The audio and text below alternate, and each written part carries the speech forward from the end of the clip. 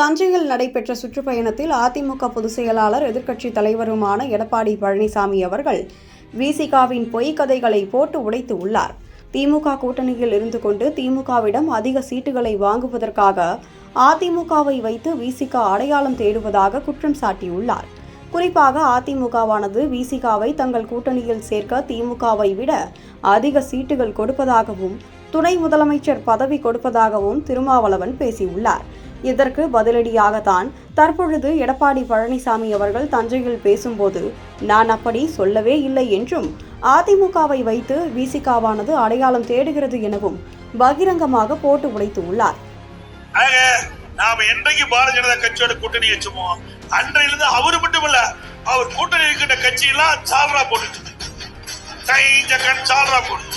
தினம் ஒரு பேட்டி, ஏன்னா விடுதலை சிறுத்தை கட்சி ஒரு பேட்டி. இன்னைக்கு பாத்தீங்கன்னா எடப்பாடி பழனிசாமி எங்களுக்கு துணை முதலமைச்சர் கொடுக்கறாரு, நிறைய சீட்டு தரனாரு. எங்கேயா சொன்னோம்?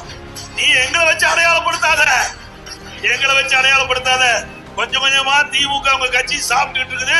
இன்னும் கொஞ்ச நாள் விழுகிரும், திமுக விழுகிரும். இத்தனை நாள் அதிமுகவை விடவும் எங்களுக்கு ஆஃபர் உள்ளது என மிதப்பில் சுற்றி திரிந்த விசிகாவிற்கு இது பெரும் அடியாக விழுந்து உள்ளது. அதிமுக பொதுச் செயலாளர் எடப்பாடி பழனிசாமி அவர்கள் தான் ஒருபோதும் திமுக கூட்டணியில் உள்ள கட்சிகளை அதிமுகவில் இணைக்க முயற்சி செய்யவில்லை என்றும் திமுகவை எதிர்க்கும் கட்சிகளை ஒருங்கிணைப்பதே என்னுடைய வேலை என்றும் திட்டவட்டமாக கூறியுள்ளார்.